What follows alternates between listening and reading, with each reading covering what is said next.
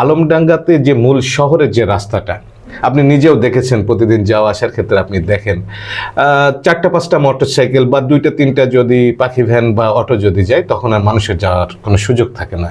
তো সেক্ষেত্রে এই প্রতিশ্রুতি বাস্তবায়ন করার ক্ষেত্রে কোন কাজগুলোর প্রথমে প্রাধান্য দিতে চান? দেখেন, আমরা জনগণের কাছে যেটা বলতে চেয়েছি, জনগণের অসুবিধা যে জায়গাগুলোতে হয়, জনগণ ক্ষতিগ্রস্ত যে জায়গাগুলোতে হয়, সেই জায়গাগুলো আমরা প্রথমে চিহ্নিত করার চেষ্টা করছি এবং সেইগুলো সমাধানের জন্য কাজ করছি। আমরা নির্বাচন পরবর্তী সময়ে, শপথ পরবর্তী গত 2 দিন চুয়াডাঙ্গাতে কাজ করার সুযোগ পেয়েছি। এই 2 দিনে আমাদের প্রশাসনের সাথে, পুলিশ প্রশাসনের সাথে আমরা বসেছি। রাস্তাঘাটগুলোতে জ্যাম এবং এইসব বিষয়গুলো কিভাবে আমরা এটা সলভ করতে পারি সে ব্যাপারে তাদের সাথে আমরা পরামর্শ করেছি।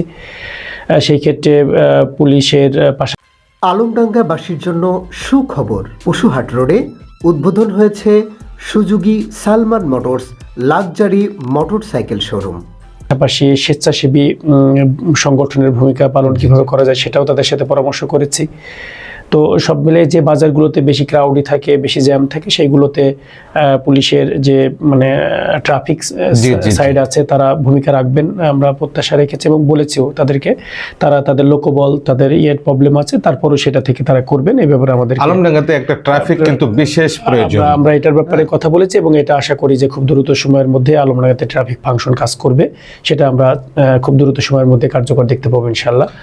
আর পাশাপাশি অফিসগুলোর ভিতরে, বিশেষ করে আপনি জানেন যে আমাদের আলমডাঙ্গাতে এবং চুয়াডাঙ্গাতে রেজিস্ট্রি অফিস কেন্দ্রিক কিছুটা জটিলতা, মানুষের ভোগান্তির একটা জায়গা আছে। সেগুলোতেও আমরা গিয়েছি, কথা বলেছি এবং আপনি জেনে থাকবেন যে আমরা ইতিমধ্যে সেখানে সরকারি ফিসের বাইরে যে একটি অন্যভাবে মানুষকে ক্ষতিগ্রস্ত করা হতো, সেটা ইতিমধ্যে বন্ধ করা হয়েছে এবং আগামীতে এই সরকারি ফিসের মাধ্যমে এবং নির্ধারিত টাইমে অফিস কার্যক্রম চালানোর মাধ্যমে মানুষের এই সমস্যাগুলোর সমাধান করা হবে। পাশাপাশি আপনি জানেন যে বাজারঘাটগুলোর ব্যাপারে যে ইতিপূর্বে রাজস্ব নষ্ট করার ব্যাপারে একটা প্রক্রিয়া আমরা ইতিপূর্বে রাজনৈতিক সময়ে আমরা দেখেছি বিভিন্নভাবে, যে রাজস্ব ফাঁকি দিয়ে কিছু মানুষ বা কিছু গোষ্ঠী হয়তো এইগুলোকে করা হইতো। আমরা প্রশাসনকে বলা হয়েছে যে এটা সবার জন্য উন্মুক্ত থাকবে